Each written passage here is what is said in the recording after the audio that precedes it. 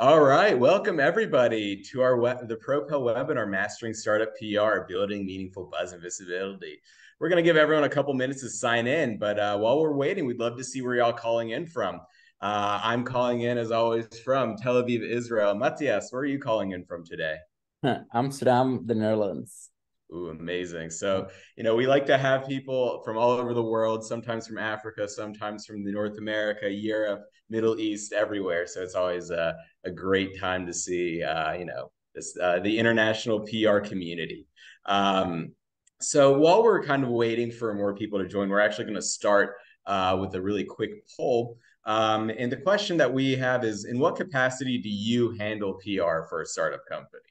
And we just want to see, what are people doing, the people that are joining this webinar? Do you do in-house for a PR startup like myself? Do you work or own your own agency that has startup clients like Matías does? Are you a PR consultant also, Matías? Or do you not necessarily work for a PR, for tech PR, and you're just looking to learn more? And we'd love to see all of your guys' answers in the chat. So, it's going to be really interesting. So, Matthias, just to kind of start us off a little bit, how did you get into startup PR? So I got into startup PR. It was kind of like coincidence actually, because like I wanted to leave the corporate world and I was just thinking about my next move. And I thought, okay, what can I do that is still related to tech, but is not in a corporate setting? And then I thought, startup. And so it happened. Yeah. Nice. What was your background before that, if you don't mind me asking, So I in the studied corporate? PR at university, and then I worked for, while I was studying actually, I was quite ambitious, so I got a full-time job working for a PR firm, uh, and um, and there I worked for IBM, and then I switched agencies, and then I worked for Google. So like I always been in like the tech world. First like working with an agency for tech corporates, and then in-house at startups. Awesome. So you definitely are the right person for this webinar. I hope So so. let's I tick all the boxes in this questionnaire. So exactly. So let's end the poll really quickly. And we can see the results here. Basically everyone, it looks like 71% of the people are, they either work or own an agency that have a lot of startup clients, or there's a few that are PR consultants for startups. And of course, there are a few that do in-house. And awesome, it's always great to see people that are interested in things that might be a little bit outside their wheelhouse, different types of PR, and just to have more tools to use at their disposal. And who knows, maybe some strategies that we're going to be discussing today that work in tech might work for whatever type of PR you yourself are doing. So, we're really happy to have you guys all here. So just once again, just for those who came a little bit late, this is Mastering Startup PR, Building Meaningful Buzz and Visibility. Now just introduce myself really quickly. My name is Eitan, and I'm the communications manager for Propel. And I use the platform every day to garner earned media coverage for the company. Before this, I worked at GKPR, which is one of the premier tech PR firms in Israel, and I represented companies from seed stage to Fortune 100. And then before that, I was a senior editor at Ynet News, the English language edition for Israel's largest newspaper. And with us today is Matías Rodsevich, and we're really excited to have him on. You guys just heard a little bit about his background. As we just heard, he has years of PR experience, and he's the CEO and founder of PRLab, a leading global tech PR agency for fast-growing tech businesses from all over the world. As we also heard, he's based in the Netherlands. And his agency works with some of the fastest growing tech startups and scale-ups in Europe, the Middle East, and the United States. He provides an integrated marketing approach for them. Now, not only does he handle PR for the clients, but he also does branding services to align missions, visions, and values to create a compelling story that places these blossoming, fast-growing startups in a strong position in the saturated tech market, which we're going to talk about in a little bit. PRLab also works with corporations and VC firms, and he's also the author of The PR Paradox, his first book on mastering the art of PR as a startup or scale up. Matías, thank you so much for coming on. Thanks for having me. It's a pleasure. Yeah. So just really quickly, what we're going to be talking about. We're going to be talking about identifying your target audience. Then we're going to go into crafting a compelling brand narrative. After that, capitalizing on your own media channels. Followed it with measuring, iterating, and refining your PR process. And of course, we're going to have an audience Q&A at the end. So right before we start, we're just going to talk a little bit about what is Propel, this crazy company that you're joining our webinar with. We're the first PR tool built by PR people for PR people. Our CEO, Zach Cutler, founded it in 2019 after running his own agency for about 9 years. In his agency years, Zach was always on the lookout for better technology to manage all of his agency's needs. Finding none that suited them, he decided to build the first CRM specifically for PR in the market. So he sold his agency and built Propel. Now we're on a mission to democratize and make PR technology accessible to the masses. We've launched many first-of-a-kind features for PR workflow, insights, and analytics, and we have the industry's only native Gmail and Outlook email pitch plugins. And Matías, I was wondering, can you talk a little bit about your book very briefly? Sure. Yeah, so that book is basically written for startups that cannot really afford hiring an agency or a consultant, but they really want to benefit from PR. The reason why it's called the PR paradox is because a lot of, like, at least from my experience, what I've seen is that most companies that do PR are kind of like they see it as a luxurious thing that you need to have a lot of money to invest in, like, and it also takes a while to kind of get you great results. But in my opinion, the companies that benefit the most from doing PR proactively are startups, and paradoxically, they are the ones that are doing it the least, right? So that's what the PR paradox is about. So how can you build your own PR powerhouse as a startup? Right. And, that's exactly, what we want to even start talking about. So this is a great segue into that. And part of that, of course, is identifying your target audience, as someone who represents a startup. Who is your target audience? Who are you whose eyeballs do you want reading about the organization that you represent? And of course, that's all about finding the right audience in media contacts. And, Matías, I was wondering, if you could just talk a little bit more about how did you get into this coaching side? How did you get into the PR tech startup really ecosystem? And what are some of the things that you do to find and identify those target audiences and target publications? Yeah. So I think the thing how I got into it actually is because all startups kind of regardless of what niche you operate in, they all face the same difficulties. And the first one is that they're all competing against well-established players, right? It's kind of like you're new kids on the block and you have these really cool products. I'm sure that's great things, but not a lot of people know about you. And also you're just quite new. So leverage to build trust, right? I think that's the biggest added value of PR when you're a startup.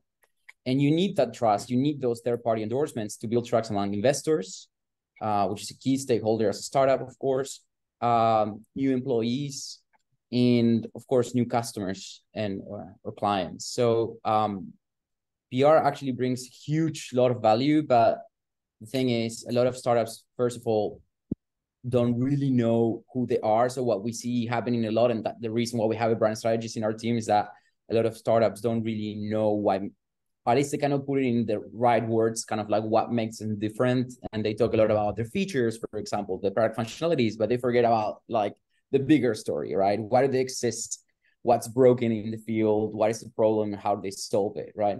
So that's one of the main things. Another issue, a recurring issue that we see a lot is that a lot of startups don't really know who the target audience is. So they work with a lot of assumptions. So they assume oh, this is kind of the people that we target, but that's not really backed up by research, or same goes with the outlets that they pick. They all want to get featured in TechCrunch or the Wall Street Journal or Forbes, but then they kind of like disregard massively trade outlets, for example, right? And so that's kind of like the exercise that we do when we are like undergoing the process of an intake of a new client, is like really honing in on like, okay, we question first their assumptions, and then we also question their assumptions when it comes to media lists as well. Like, is it really an outlet that you want to be featured on, and why? Why is this a tier one? What is this not a tier three, for example, and the other way around, right? So we have those very interesting discussions with them. And once we align on that, that's when we start executing. And we have a very experimental approach. So we don't spend like 3 months onboarding clients. We actually, after 2 weeks, we're already pitching the media, because we have this very experimental approach that consists on like proving the strategy with the execution. So like we execute, and based on the results, we iterate the strategy along the way, instead of like, doing endless workshops and brainstorming sessions. Because startups, first of all, don't have time to waste, and everything is very like unstable in this world, right? So things change all the time. So we cannot really afford doing things the way corporates do it. Right. Yeah. And, we're going to get a little bit more into that iterative approach later on. But, something that that you said that was interesting is that they don't know who they are themselves. This might be a startup, could have been around for, if it's very beginning stages, a few months. It could be, 2 or 3 years in, but they're still constantly pivoting. They don't really know, they know what they want to do generally, but they don't know who they are. They haven't taken that 6-month-long trip to India to meditate out in Define the themselves. jungle. Exactly. So my question for you then is, how do you build a strategy for someone who might not necessarily know who they are yet, what they want to be in the industry? And how much do you take upon yourself to kind of either determine that or help them figure it out, versus letting the C-suite kind of develop that on their own? Well, this is when the lines get a bit blurred, right? With like branding and marketing and kind of like these kind of conversations. Well, listen, it all comes down to what stage of growth they're in, right? We have clients that are in the pre-seed stage or like the seed round stage, right? So they are like really in the really early days, and they need help with everything, and they want to do everything, but they're only a team of 2 or 3 people, right? So it all comes down to priorities and being like, okay, what is feasible and what is like relevant and what will move the needle. On the other hand, then you have like scale ups, like, startups are already in series A, B, C stage, right? These people are already like, they've been in the market for a few years now. They can afford hiring agencies, they have marketing teams, they have like, they're in a different stage of growth, right? So like the more seed stage you go, the more help they need with their brand essence, right? Understanding who they are and what the messaging framework is. And that's what we really try to focus on. It's like, okay, ultimately we don't reinvent the wheel. Via asking them the right questions, we kind of like come up with like USPs and kind of like key messages, right? For us, as long as we can have, as a result of the session, like 3 key messages that we can stick to, 3 main content pillars, and some statements that they feel comfortable with, then we can already go hit the market, right? We don't try to reinvent the wheel and do the whole, brand approach for that. We have a brand strategist that does that if they need help with it. But like for us, when it comes to PR, we just focus on like getting the bare minimum so we can start creating content, creating stories to get them featured in the media and start creating the news for them. Because that's another thing. When you're a startup, you don't have news to share, right? So like, or many news to share besides maybe a funding round and a product launch and so on. So you need to create the news. So that's actually what we focus on. How can we create the news and get you constantly featured in the media rather than once a year when you have an announcement to share? Right. And we're definitely going to be asking you a whole bunch more about those strategies that you use a little bit later on. But I think that you said something that's really important, and that's you're asking them the right questions. I think that it sounds like those are the questions they didn't know to ask in the first place. And, I think that by asking those questions, it sounds like you're able to really, get them to create a solid idea of who they are. Is that kind of how it is, that sometimes you'll perhaps ask a question, they go, oh, we never thought about that? And if so, like what has been the result of that happening? Yeah. And for us, it's also, we focus more on like the bigger story, right? So like, founders, especially the founders that have like a more technical background, they really like to focus on the products. Like, oh, this is like, we integrate AI with this and it allows you when you swipe left. I'm like, nobody cares about that. I'm sorry, unless I'm talking to someone that is like super late in the, in the journey, as in like about to purchase. People normally don't care about that because we're in the discovery stage, right? So we're in the top of the funnel. So we need to remain in the top of the funnel because that's what we do in PR. So it's a lot about, okay, but why do you exist? What's broken in your field? What do you want to change? How do you envision the future? But most importantly, what makes you different to all the other competitors, right? So questions like that are normally the ones that spark the bigger story, and they just don't think about it because they're so immersed in the product development kind of like that thing, right? So naturally, these guys are just focused on like, finding product market fit and like growing and getting the first customer. So our job is actually to tell their story in a way that is engaging.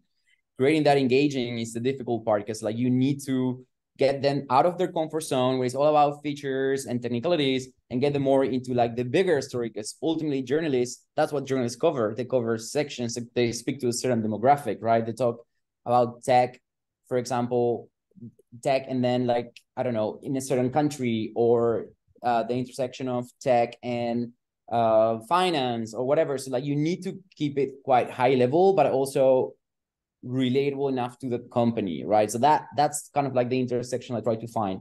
When we speak to the trade media, on the other hand, that's we can go way more technical, way more in depth in terms of like the niche and the industry. But when we're talking more about business or like general news, national news, then we need to keep it quite high level and more engaging with like the general audience. So a question I always say is like, if you like, I always challenge them to tell their story to like their mother or like their grandmother or like, someone that is completely, not related to their field of work they're in, and see if they actually understand it.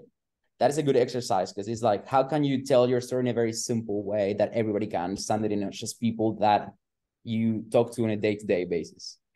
Yeah, I think that sounds like I think Einstein said that if you can't explain what you're doing to a 10-year-old, then you'd have no idea what you're doing.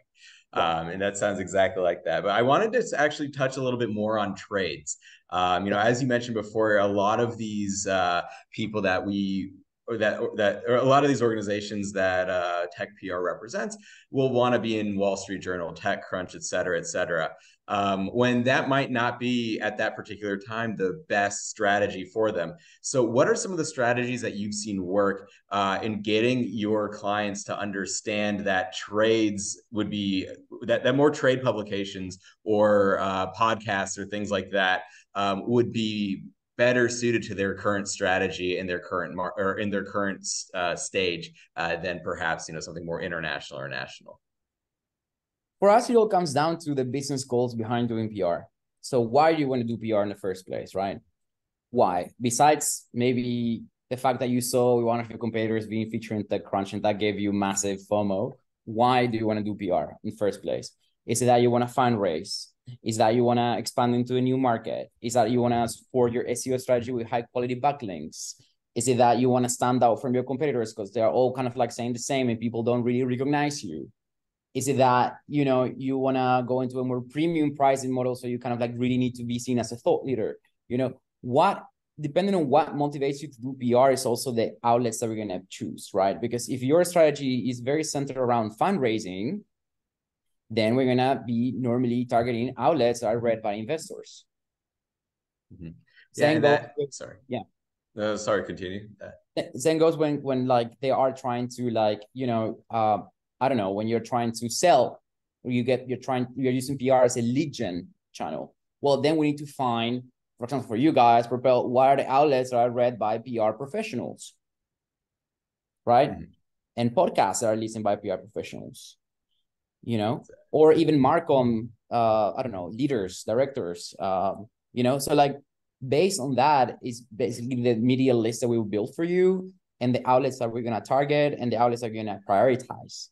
Based on the prioritization is also the tactics that we're going to use to build relationships with them and get you featured there and build a relationship with like the editors in those outlets, right? So it all comes down from the goal behind doing PR. And just getting coverage for the sake of it is not a goal. Just FYI, like that's not a valid goal. Like getting coverage just for the sake of it, it means nothing. You know, Right. And it I has to be a goal 100%, behind it. sorry. Yeah. Sorry. Yeah. I mean, I was just going to say I 100% agree with that. And I mean, I think I've said this on a previous webinar, but you know, I remember my time back in the previous PR firm, and I was speaking to one of the like the heads, our contact for a particular company, and they wanted to announce the release of some product that had nothing to do with their company or nothing to do with the messaging. And so I asked them, okay, well, how does this fit with your overarching business plan? How does this fit with where you guys want to be as a company? And I remember he said, you're just the PR guy. You're not supposed to think like that. You're not supposed to ask those questions. So I was wondering, you know, like I'm sure that other people have also experienced this. Have you experienced this? And if so, how did you kind of overcome this? I mean, first of all, I totally get you. And I know how frustrating that is. I think at one point in our careers, we all have experienced that. And like, you know, ultimately, like if they see you as just the PR guy, then that says a lot. Like, you know, like um luckily in my career list, I always got like, especially when I was in the startup world, I had so much trust from my bosses that they kind of like were like, listen, these are KPIs, do whatever you need and want to get there. So I didn't have to face that, but I have had a few times where, you know, they tried to push a few stories like into the media that I was like, this is not gonna work out, you know? And I was like, I'm sorry, this is not gonna work out. And they're like, do it anyway. I'm like, okay, but this is not gonna work out. And then when I do it and it doesn't work out, I'm like, I told you, you know, now we have like, you know, next time maybe we can try ABC. And like, you know, that's how you also start building trust. But like, unfortunately, there is no like, I think this applies to pretty much any profession. Like, if you don't have a seat at the board and if people don't really understand or respect what you're doing, it's hardly gonna like turn out in good results. You know, Right. what Yeah, I try 100%. to make sure is that before we take on any client, like that we are aligned on the fact that PR is a long-term game, that we're not here to sell your products, you know, that we don't use metrics like leads generated and new clients and ROI, that we use our own set of metrics. And if they understand that, then we can get started, you know. But if they are already going to treat PR as some sort of like, you know, marketing function where, you know, you have ads and show me the return of investment after 2 days, like that's, you're setting myself up for failure, you know, like, and if you're not willing to understand that we're not going to waste our time, you know. So it's all about being honest from the beginning and setting the expectations straight. That's what and also something that I use that works a lot is comparing, like using examples of of competitors, right? This is, you know, like, and that actually really normally triggers founders to understand, because it's like, look at your competitor, you know, look at the type of results they're getting, look at how long they've been doing PR for until they got here, you know, kind of like to set the expectations straight, right? Yeah, and I think that's extremely important. But it's interesting that you brought up, look at your competitors who sometimes might just be these huge, massive, multi-million dollar, if not billion-dollar corporations. And you're this like you're representing a tiny little peachy company that nobody's really ever heard of. So I think that I've seen in my time that we've really had to change our tactics up compared to if we were representing, Fortune 100 company. And I was wondering, what do you think are some of the key differences between representing a major international organization, maybe a Fortune 100 or a Fortune 50 company, versus a tiny little startup? And how do you target? What would be how is the publication targeting different for each of them? Well, the differences are huge, immense. Like everything is different. That's why I wrote a book about doing PR for startups, because it's a complete different game. Sorry, I cannot emphasize this enough. When you work for a corporation, most probably that corporation exists for over 20 years, 30 years, whatever, they already have a reputation, right? So when you do PR for a corporation, normally you're maintaining a reputation. So you're basically keeping up, right? And you have a lot of announcements all the time to share. And you have to work a lot with like, you know, the legal team and the marketing team and so on, because like everything you say is really like, you know, there's a lot of people involved, right? So you send an email, you have to copy like 20 people and wait a month until you get, you know, approval from everybody in the organization. That's basically how it is in the corporate sector.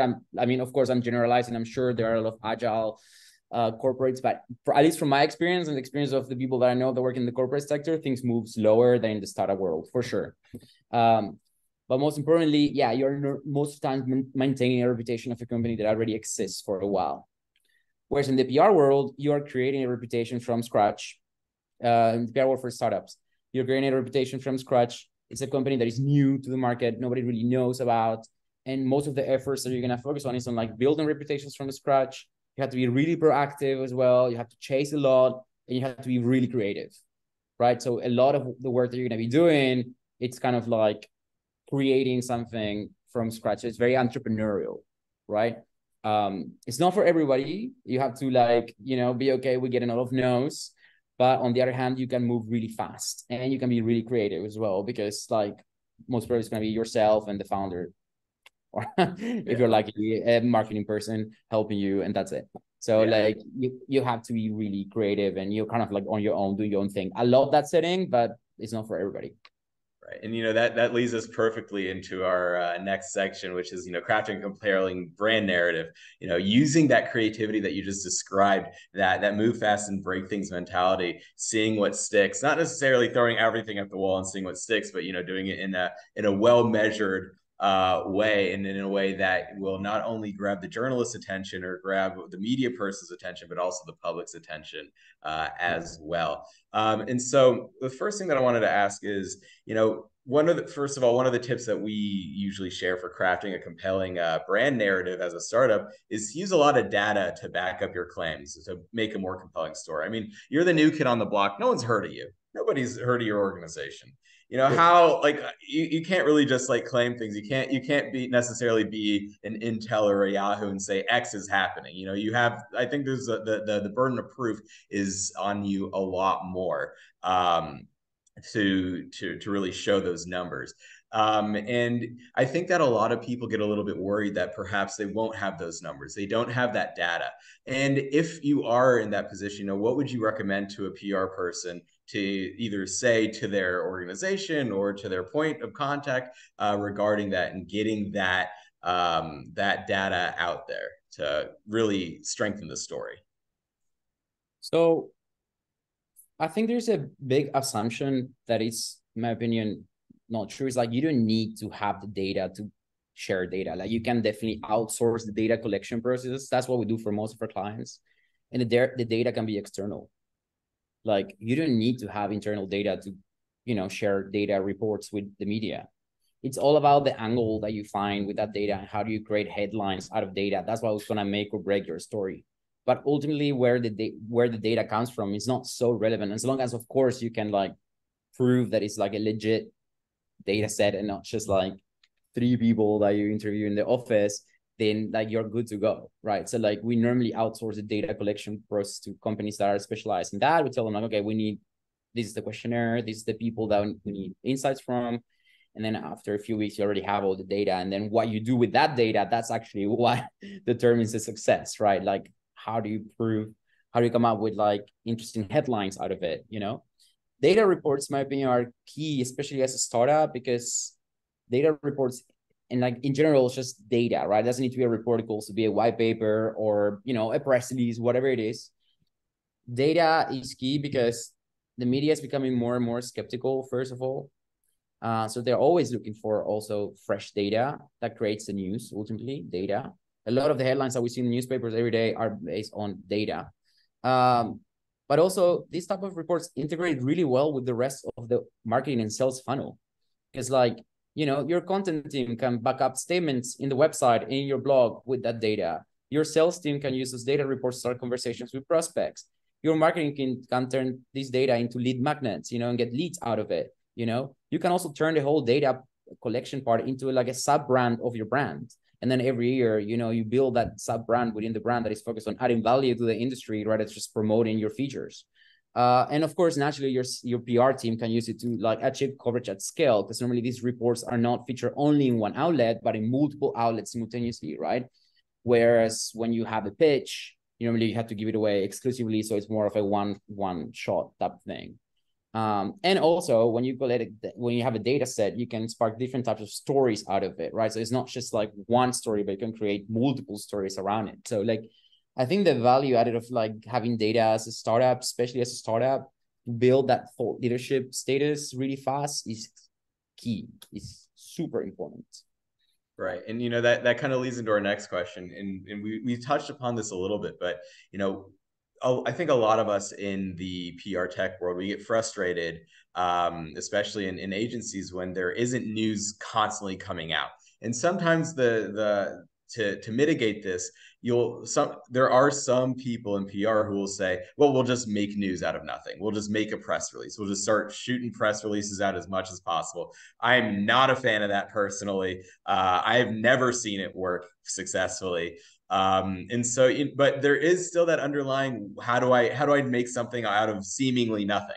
And so I was wondering, if you could talk about a little bit about making, not necessarily from talking only about data from the data perspective, but how to get those stories out that when it seems like there's nothing there. Yeah. Well, I think you just said something that resonates a lot in deal. Like, let's just put press releases out of whatever, and then let's hope it lands. We have a new client. Let's write a press release on it. Nobody cares. So like, then you don't get any results. So like my suggestion is always like, I think we rarely, like, at least I remember when I was working in-house for these 3 startups, I think there was one that I worked for 2.5 years. And like in 2.5 years, I think we put together only one press release. The rest were all different types of stories, right? I think data is something that creates the news in a really solid way. Also, I think content creation, especially from an editorial perspective, like thought leadership type of content, tends to perform pretty well, especially if it's neutral, not very commercial. I think the problem that happens a lot in PR is that people are so focused on promoting the product that they lose track of like what's ultimately relevant. That is that we are here to add value, right? To have to like create a voice for an organization and to make them a respected leader. It's like to increase the share of voice, right? So like we do a lot of newsjacking. Do I need to explain what newsjacking is? No. I mean, you can if you want, and how you do it as a process, because I was actually going to ask you another question about newsjacking after this. So yeah.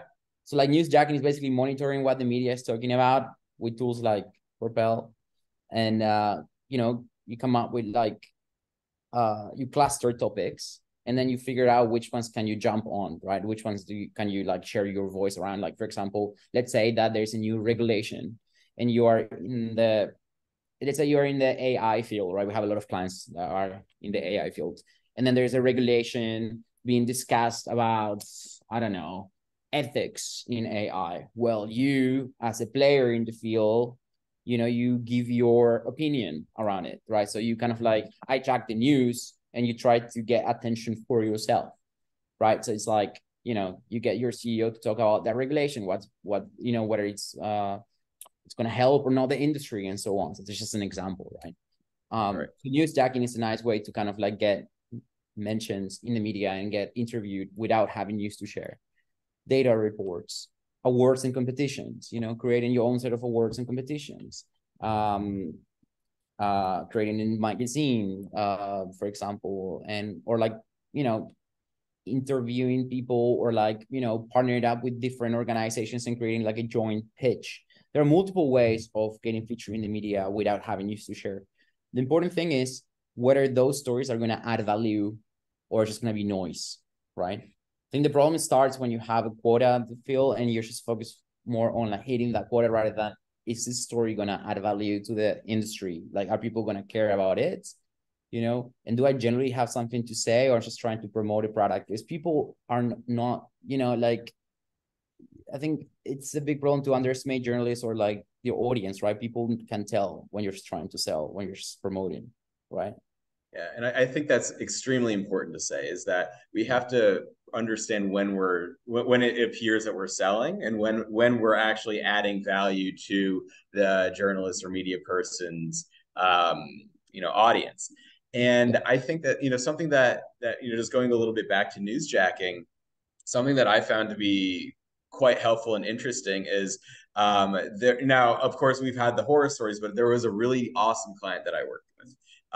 And they enabled me personally to just talk to all the different engineers in their company.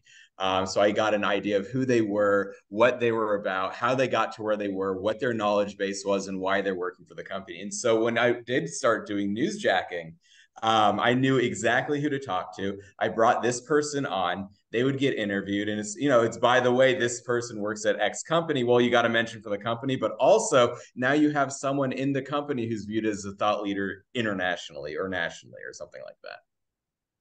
You know the drill. Yeah, I don't I need to think say anything else. You just describe it perfectly. I think that we as PR people really, and tell me what your thoughts about this are as well, Matthias. But I think that we as PR people, we have so much on our plate already, but we really need to meet and understand and know who we're dealing with on an individual human being level Yeah. in terms of our clients. I think that we'll be able to get a lot of different interesting stories that way and Yeah. stories that might not have come out otherwise. The thing is, like, listen, like, if I can just give one piece of advice to anybody doing PR for a startup, I'm just gonna give you one example. Like when I joined this first startup that I worked at, it was in the HR tech field. I had no idea about HR. Like I didn't know anything. Like I literally didn't know anything about HR. And I think when I finished, when I kind of like changed jobs and I kind of like end my role there, I was kind of I knew a lot about HR, but like I was reading every single day, like spending at least 1 hour just reading like, you know, trade outlets about what concerned like, like heads of people, what HR people were really concerned about, what were the main pain points, the fact that they didn't know how to decouple performance from compensation, low employee engagement levels, ENPS, all things that are very, very, pertaining to the industry and things that people really cared about, I would like watch webinars or attend events and really and try to figure out, okay, these are the things that these people are concerned about. So these are the stories that have high potential of like landing in media because, and especially in trade media outlets, because this is what HR people care about, right? They want answers for it. In PR would be how do we measure PR, right? Like that's definitely like one of the things that we all care about, and how can we make it more data driven and, tools and things like that. Those are things that industries care about. HR, for example, was how to get a seat on the board. Like, HR has a thing with like HR professionals have a big thing that they don't have a seat on the board, right? So they are more like focused on they're seen as more operational than strategic, right? How can we become more strategic as an industry? So topics like that, I cluster those topics and then we started creating stories around that and providing journalists with sources for that besides just the founder of this startup.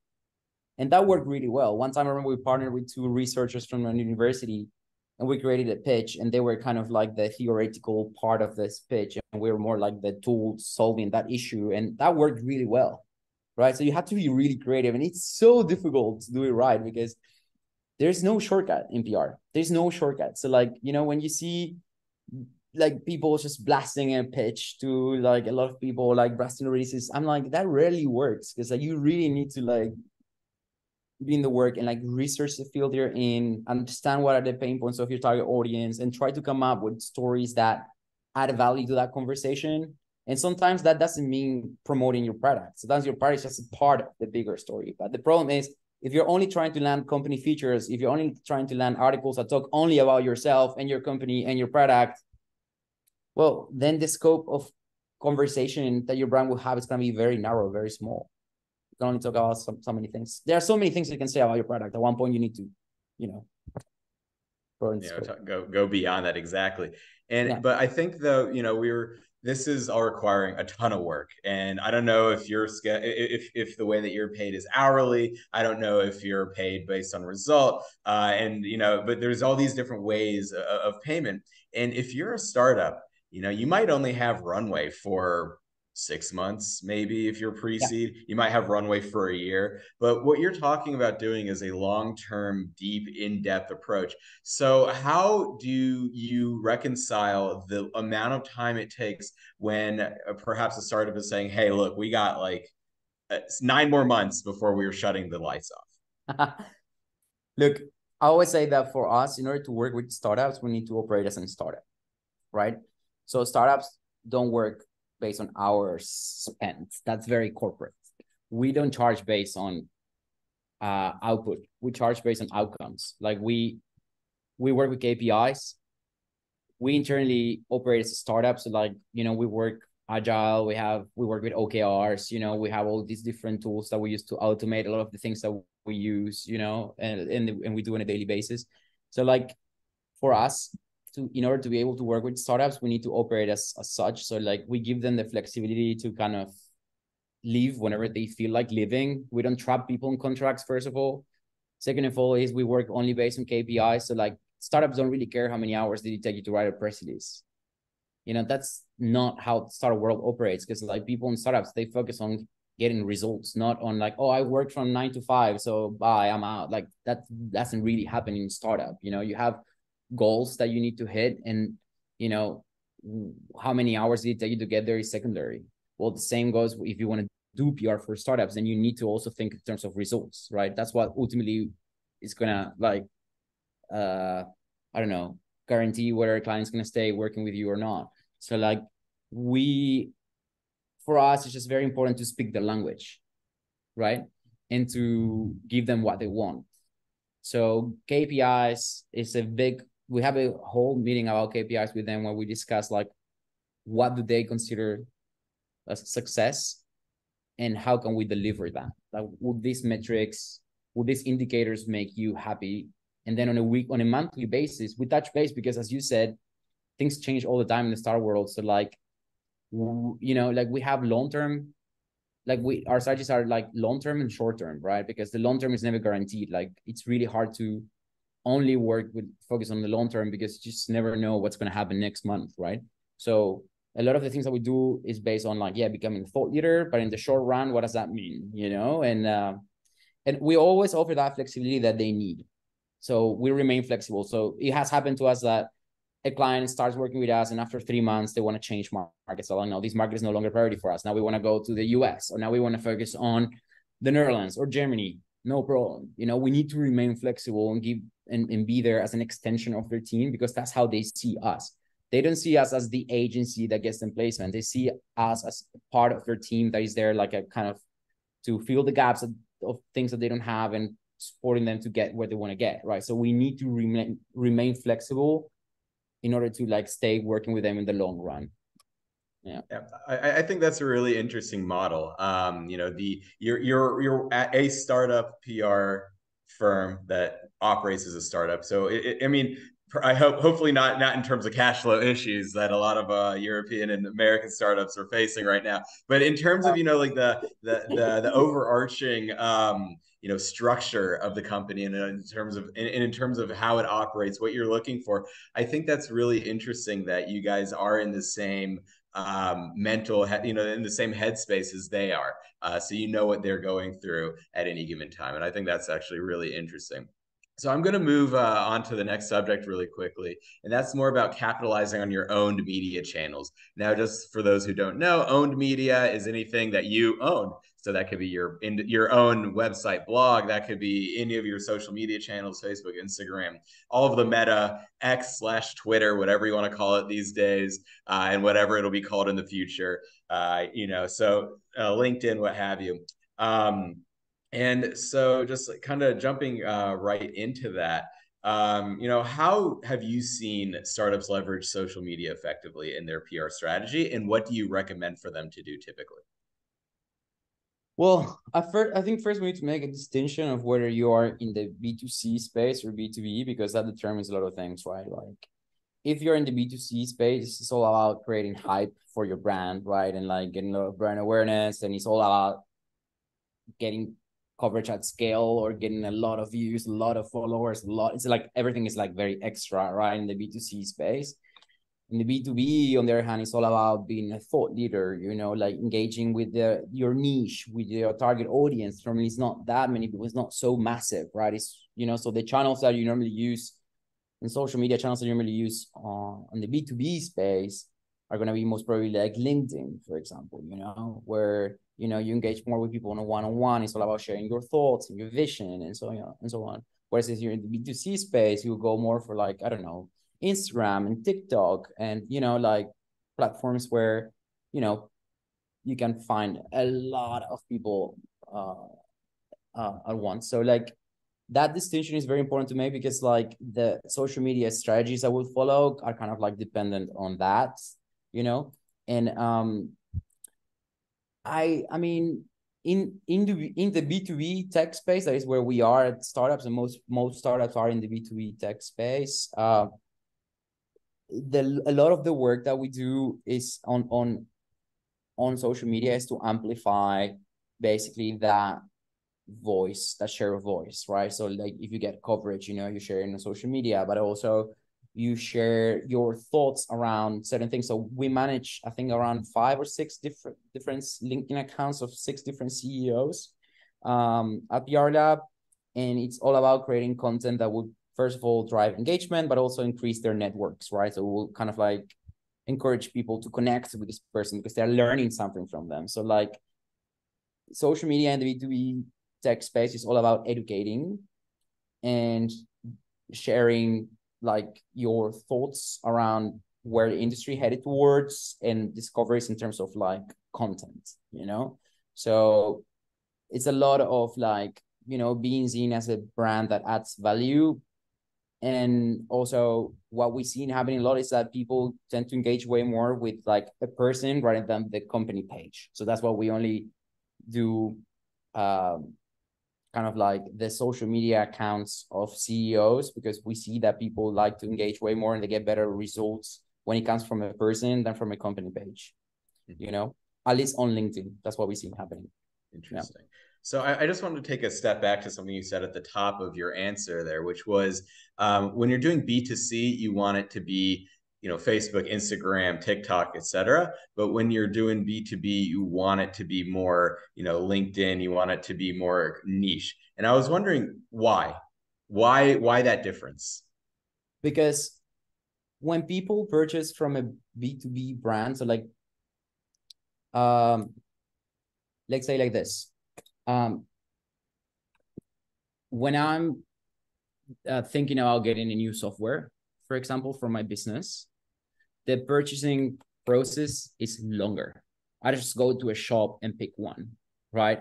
I think about it. I research you guys. I will look up Propel. I will go to your blog. I will like, you know, look, like read about your features, you know, read your pricing page, understand how does it compare to other players in your field, you know? So kind of like the whole process is longer. It takes a while, you know? So basically like and also kind of as a brand now, if I'm looking at it from a brand perspective, like the audience I'm targeting, it's normally very limited. Like I'm only targeting if I'm Propel, I'm targeting heads of PR, for example, heads of marketing, you know, there's like a reduced audience, not just like anybody between 25 and 45 living in a city, you know, like, no, it's very niche, right? So the competition is fierce and the need to stand out is also big. So like, I normally would engage with a brand more from a, let's say, content perspective about like, oh, I like what these guys stand for. I like this feature. I like how they think about it. You know, I like this functionality that they offer. They understand me. I need to kind of like, I engage with brands that I feel like they understand me and that I feel like represent me rather than just like, you know, a cool product that makes me look cool, you know? So it's different. Like the whole neuroscience part of things is different. So that's why it takes longer. That's why like, we talk way more about positioning, you know, and thought leadership in the B2B space than in the B2C space, right? So that's why, I mean, I'm generalizing quite a lot because I'm not saying like if you're a B2B brand, Instagram is not right channel for you. I don't know. Like it really comes down to each one of those, you know, brands. But in general, based on the fact that you are targeting the niche, you know, and that niche engages with brands in a certain way. LinkedIn for us, at least in the B2B tech space, is kind of like our channel. Yeah. Right. No, that makes a lot of sense. Thanks for really delving deep into the weeds there. Because, I think if someone doesn't really understand the thought process, they'll be doing it on automatic and not really they won't be able to, if something goes wrong or if it's not working, they won't really be able to change up or to iterate, which is exactly what we're going to be talking about now, iterating and refining your process. But having that deep understanding is really going to help you to change and have a deeper knowledge as to why something's working. And perhaps, in my opinion, even more importantly, why something isn't working. You need to be able to take the good. All right, this is great. Ain't broke, don't fix it. Right. But you also have to be able to understand, okay, why did this lose? Why wasn't I able to do this why wasn't this as successful as something else that I did? And, you spoke a little bit about, telling your clients that that sometimes you're going to be doing a more experimental approach. And it sounds like you ask relatively a lot from your clients in terms of expressive freedoms. And I was wondering, how do they take that? How are you able to convince them that, hey, we're going to experiment a little bit here. We're going to iterate here. We know you have a runway, but we think that we're able to do X, Y, and Z. Well, they love it because it's all about the lean startup approach. It's all about experimentation, and they are super familiar with it. That's why it comes to actually understanding who you're speaking with, because I worked in a few startups. I know a lot of founders. I kind of teach in accelerator programs as well. I mentor founders. So kind of they embrace that mindset quite a lot, because for them, they understand that when you experiment, you save money. What you don't want to have as a founder is put all the eggs in the same basket, right? You don't want to, spend 6 months developing a product that nobody will use. So that's why as a founder, you experiment. You do also testings along the way, you validate your product market fit and so on. And it's the same thing that we're doing with our approach, which is experimenting. So you don't, instead of putting all the eggs in the same basket, you diversify, because we know some of the stories are going to work and some others are not going to work, right? So they normally love it. They normally really like that approach. Yeah, that's really awesome. So you said that that it's cheaper to do iteration. That's a big statement, because when I'm thinking about iteration, I'm thinking, oh, now I have to do a whole new Facebook ad. I have to do a whole new Instagram ad. How is that possible that it's actually cheaper to iterate? And how do you relay that information to the clients? Well, it's cheaper from a product development perspective. In PR, actually, let's say like this, okay? Let's say I'm doing PR for this brand, and the traditional PR approach would say, well, share news, right? So spend 1 month working on one press release or 2 months working on press release, right? It happens. A lot of agencies still work that way. I see them happening all the time. So it's this month, we're only going to do this press release. You're basically putting all the eggs in the same basket of a press release. Mm-hmm. What we suggest is, while you do that press release, let's also do news tracking. Let's also do an article. Let's also do a data report. Let's also do this. So in case the release doesn't turn out the way we want it to turn out, we already have all these other things going out anyway. Diversify. It's as simple as that. It's the same way as whether you're investing in ETFs or shares of one company. ETFs, they give you that guarantee of it's multiple companies that you're buying shares from. So if one doesn't work out, the rest will, the losses are not going to be so big. Whereas if you buy shares from only one company, I don't know, let's say Tesla, and Elon Musk goes on Twitter or X now and says something polemic, then, it's the same in PR, right? You never know if it's going to work out, because we're third party reliant. Simple as that. Yeah. And sometimes, unfortunately, if you're working from the agency side, you don't receive all the information that you needed in order to be successful. Even sometimes, it's and that was something that I knew that I had to deal with. But I think that when you're able to show them these iterations are working, that changing the strategy, doing multiple strategies at once, you get a lot more information. You're able to do your job a whole lot better, and they start trusting you a lot more. That's something that I found as well. So really quickly, before we get to Q&A, we only have about 6 minutes left. I was wondering, what are some of your PR tips for the road? What are some of the things that you feel are key to success in PR based on today's conversation? Well, kind of a summary of what I said, first of all, understand that you are not the center of the story, that you're a component of the bigger story. Like, try to think as a journalist in terms of like, how can I, like add value to a conversation around an industry, a field, a demographic, instead of just like my products, first and first. Second of all, set expectations straight. Like, don't agree to using metrics that kind of like you have no control over. Like, leads generated is something that, uh, you're not in control over. There are multiple things that come into play from the moment someone goes visit your website until they become a client or a lead, and you have no control over that. So don't set yourself up for failure. Experiment a lot, and yeah, keep in mind this is a long-term game. We're used to, like, in the PR world, PR for startups world, like in the startup world, everything's very instant. Everything's like short-term. But PR, SEO, things, investor relations are long-term things, right? So it's important to keep that in mind. Yeah, I think that's something that we all need to keep in mind, especially if we're, if we're dealing with someone who might, or a particular organization that might want things yesterday. You kind of have to, keep reminding them softly, kindly, hold their hand and explain, hey, this is going to take not a while, but we're in this for the long run. We're building something bigger here. Now we're going to turn it over to the Q&A section. We already have one really quick question so far.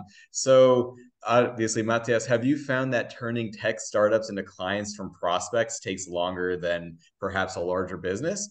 And do you have any ideas for shortening the sales cycle?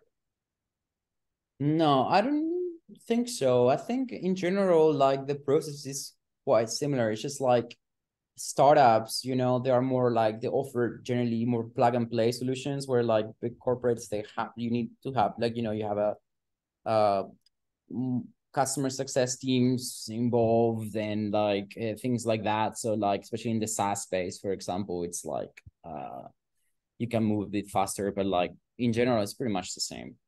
Yeah. People undergo the same steps in the buyer journey. Yeah. So here's another question. What is your personal favorite field of tech to do PR for? I really like clean tech. We're getting a lot of clients in that field. So clean tech is a really interesting one, because there's so many interesting technologies doing things in like mind-blowing ways. And like, also, climate change is something that we're all quite concerned about. So personally, like, it's a really nice field that I really enjoy. What is clean tech? If you could just say it really quickly. Clean tech is companies, like startups that are doing things to kind of like, renewable energies. For example, one of our clients is in the hydrogen storage kind of field, or anything related to kind of like mitigating climate change, and helping us all become more green and more sustainable. So clean tech is one that I enjoyed a lot. SaaS also, but that's because I worked in SaaS for a long time. And biotech, medtech is also one that I really enjoy. Awesome. So I think we have time for one more question, and that is, now sometimes, because startups don't really have necessarily the funds on hand at that given time, they might be late in repaying you or paying you for your services. How do you deal with a company or an organization that's habitually late on paying? And how do you deal with it, both from a OKR or KPI objectives, and all the way up to dealing with their CEO? Basically, do you still work for them? Do you still do the work even if they haven't paid you for 3 months? I'll give you 3 tips, this time as an entrepreneur, not as a PR professional. First of all, charge upfront. Short payment terms, as in like 20 days, the money is supposed to be in your bank accounts. So basically, you charge the first of the month. By the 20th, the money should be in your bank accounts. By the 30th, you give them, like, you send them 3-4 reminders. If after 2 months I haven't paid you, you pause. Simple as that. Sorry, I'm very straightforward with this, but like, after being in this world for a while, that's the way we do it. It works for us. Amazing. Now, listen, it's something that people deal with all the time. Anyway, so that's all the time we have. Once again, Matías, thank you so much for coming on the webinar. We had a great time. It was very interesting. Oh, I think we have maybe one more question. Sorry. Oh, someone just wrote, or retainer only. Thank you, Lynn. So Matías, how can people get in contact with you? LinkedIn, I use it all the time. So connect with me on LinkedIn. And if not, yeah, my email, Matías at PRLab.com. One more time, what was your email? Sorry. Matías at PRLab.com. Amazing. Beautiful. And once again, I'm Eitan, and you can reach me anytime at my email, eitan at propelmypr.com or info at propelmypr.com. And thank you so much, Matías. This was a great conversation. Had a lot of fun with you, and hope to see you all again soon. All right, everyone. Have a great evening, afternoon, morning, depending on where you are in the world. Bye, guys. Thank you.